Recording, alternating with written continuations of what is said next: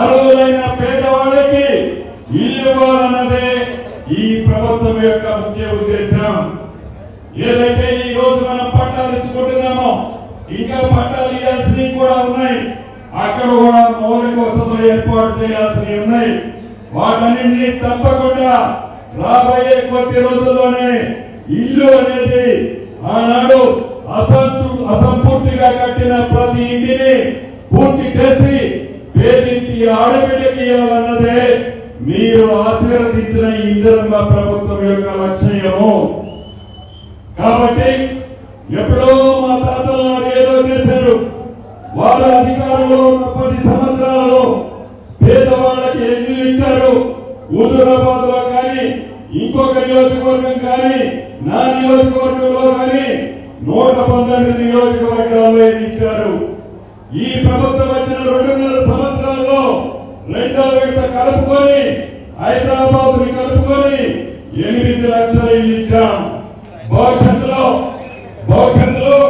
ఈ 8 లక్షలే కాదు, అర్హులైన పేదవాళ్ళకి 2 విడతలు ఇస్తాం. అర్హులైన పేదవాళ్ళకి ఇల్లు ఇవ్వటమే ఈ ఇందిరమ్మ ప్రభుత్వం యొక్క లక్ష్యం. ఇందిరమ్మ ప్రభుత్వం అంటేనే ఇందిరమ్మ ఇల్లు. దాన్ని ప్రభుత్వం ఎన్ని ఇబ్బందులు వచ్చినా ఎన్ని ఒడగొడులు వచ్చినా ఎంతమంది పొరుగు దండాలు పెట్టి ఇల్లు ఇవ్వద్దన్నా ఈ ప్రభుత్వంలో ఇచ్చి తీరుతామని కూడా ఈ వేదిక ద్వారా రాష్ట్రంలో ఉండే నా కుటుంబ సభ్యులందరికీ తెలియజేస్తున్నాను. అంతేకాదు పేదింటి ఆడబిడ్డ డ్వాక్రా మహిళలకు కూడా గడిచిన ఈ 2.5 సంవత్సరాల్లో 63,000 కోట్ల రూపాయలు సున్నా వడ్డీకి రుణాలు ఇప్పించిన ప్రభుత్వం, మీరెన్నుకొని ఆశీర్వదించిన ప్రభుత్వం. ఇలా అనేక సంక్షేమ కార్యక్రమాలు.